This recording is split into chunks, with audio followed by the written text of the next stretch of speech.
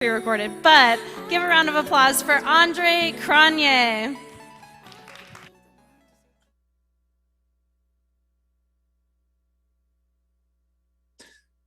Good afternoon, everyone in Miami. It is a pleasure to be able to give this presentation. I am sorry that I am not there in person. Hopefully next time around we can change that.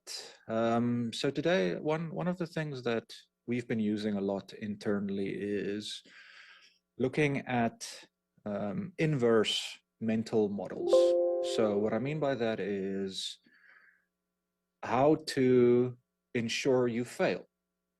Just like plotting out steps for success allows you to try and create a blueprint for how to achieve that, so does the inverse. You creating the blueprint for how to definitely fail. And by following those steps, you're also able to extract what not to do.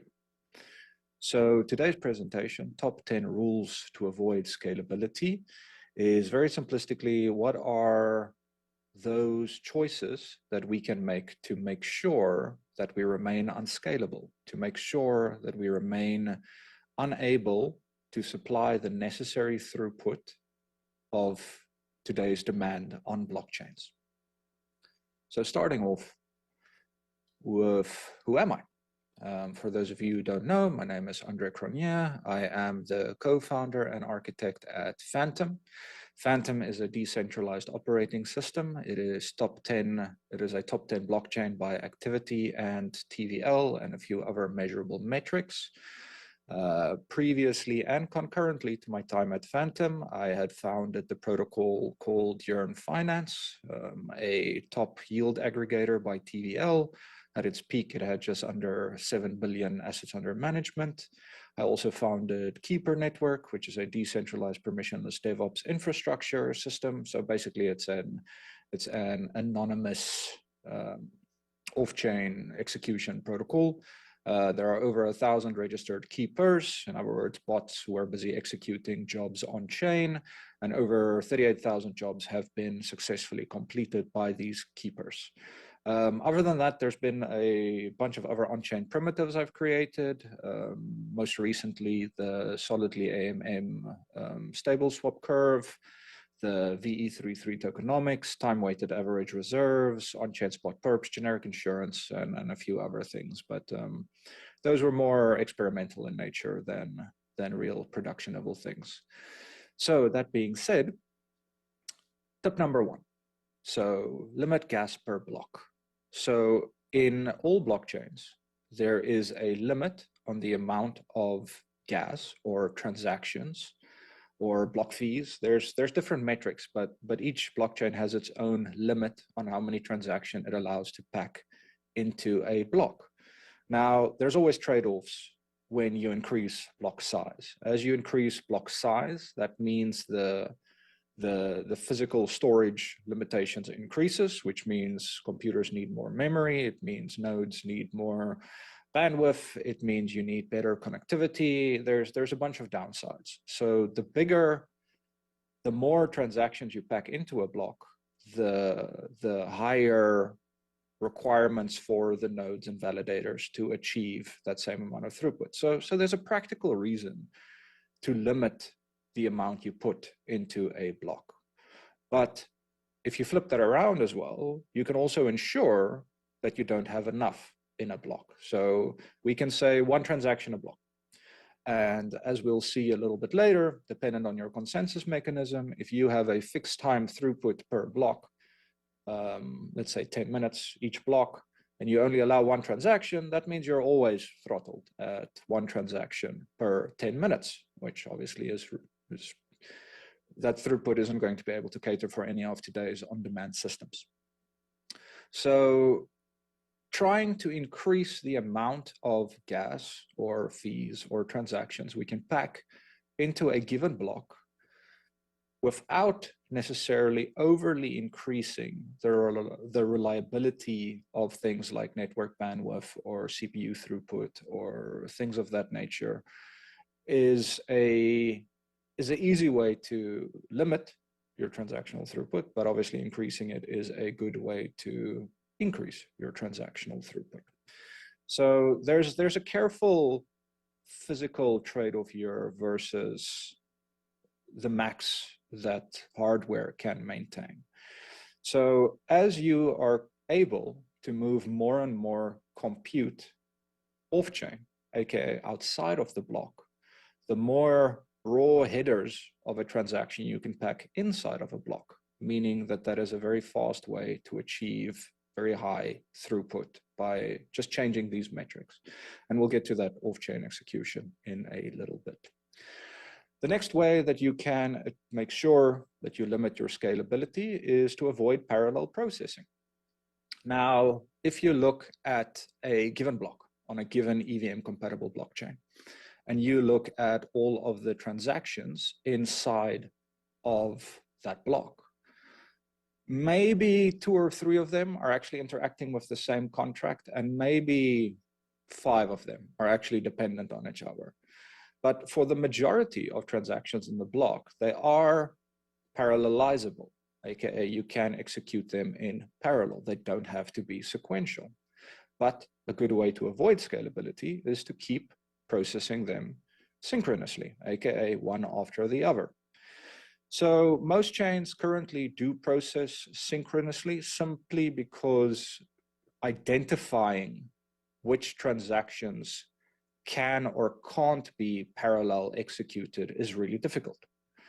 So there are some fields of study that are currently looking at basically brute forcing it. So you just try and execute each one parallel. If the state fails or it changes on subsequent executions, if you change the ordering, then you redo that process again until you find an amount that you can successfully execute. But this is basically a brute forcing mechanic. And as such, you can't always guarantee increased throughput because the chance does exist that all of the transactions are dependent on each other. And then you end up in a circumstance where you are spending more time trying to actually create the parallel infrastructure than if you had just done it synchronous in the first place. So again, there's a trade-off here. But one of the things, for example, we're looking at Fantom is identifying the storage, the underlying storage that is affected by the execution of that transaction. Because what we can do then is we can execute each transaction quickly. We can then define and compare where the data storage is impacted by each of said transactions. And then if the data storage overlaps, we execute those sequentially, synchronously. If the data storage does not overlap, we can execute them in parallel. There are other methods and methodologies to do this, but that is a quick example of how you can achieve those results. Moving on to point number 3, do everything on-chain. Executing everything on-chain and avoiding any kind of off-chain execution is obviously a great way to limit throughput. In these circumstances, you will be forced to, again, execute all transactions synchronously. You will be forced to spend all of the execute time of all of the nodes on the network. And maybe you're a quick primer on transaction execution. One thing to note that if you have a transaction that has some kind of transition effect on a VM-based system, that transaction and its compute execution is executed by every single node in the network. So if you, let's for argument's sake say, it's an arbitrary metric, it doesn't work this way, but let's assume that you could measure compute in CPU terms. And we say, well, this transaction takes 10 CPU units to execute. If there is 1,000 nodes, then it's going to cost 10,000 units to execute, when in fact it actually only needs 10. So again, currently all architecture does everything on chain because it is incredibly hard to prove that off-chain execution happened correctly. And this is something nowadays that we are starting to get closer to, but it is not yet viable. But we are getting to the point where zero knowledge proofs, fraud proofs, and things of this nature can be used for off-chain execution with on-chain confirmation. But now again, as with all of the previous points, there is a subtle trade-off. If the if the amount of compute units, as in our previous example used, is greater or rather less than the amount of compute required to prove the fraud proof and or zero knowledge proof, then you've just wasted compute time again. So this doesn't work for everything, but it works for large batches of compute intensive systems. And this is not a current requirement of blockchain, but as we move to more data pipeline, more big data, even artificial intelligence and these kinds of data crunching and the things that need to happen and have a result on chain, they will utilize off-chain execution with on-chain verification. But if you want to avoid scalability, just do everything on-chain. And then moving on to our next point, always make sure to use proof of work or proof of stake. Now, proof of stake is obviously an improvement over proof of work, and well, improvement is maybe a wrong term to use. It allows different trade-offs. But the major thing with both of these mechanisms is that they arrive at consensus in fixed time, or at least try to arrive at consensus in fixed time. So what that means, fixed time means that you expect a block every X amount of seconds, minutes, hours, whatever the system is configured to. So it might be 30 minutes, it might be 6 seconds, but either way it is fixed. If you look at asynchronous BFT systems like Fantom, again, for example, as throughput increases and more nodes get added to the network and more transactions get propagated to the network, consensus is reached faster. So this is a mechanism whereby you can ensure that as your throughput needs to increase because of demand, it does, because the more communication rounds you have, the faster you can reach consensus. The more nodes who are admitting useful transactions, the faster you can reach consensus. So if you want to make sure that you stick to old monolithic architecture, stick to proof of work or proof of stake. Now, the previous 4 points were more focused around specific technology interactions, but it's not just technology interactions that dictate how to make sure that you avoid scalability. The next few points are a little bit more generic in terms of basic methodologies to apply. For example, repeat your past mistakes. Don't learn from them. There is a lot of historic science and literature on VMs, on programming language, on storage, even consensus. Again, as an example, Fantom's consensus is actually based on a paper from the 1990s, which is Reasoning About Concurrent Knowledge, CCK. There's a lot of old theories and old literature that weren't adaptable at the time, but are practical to use now. Some of that is research in VMs. For example, again, with Fantom switching to flat storage or moving away from Patricia Merkle trees or implementing new data structures and DB reads and changing the way the memory and the opcodes and adding supersets into VMs. None of this is new.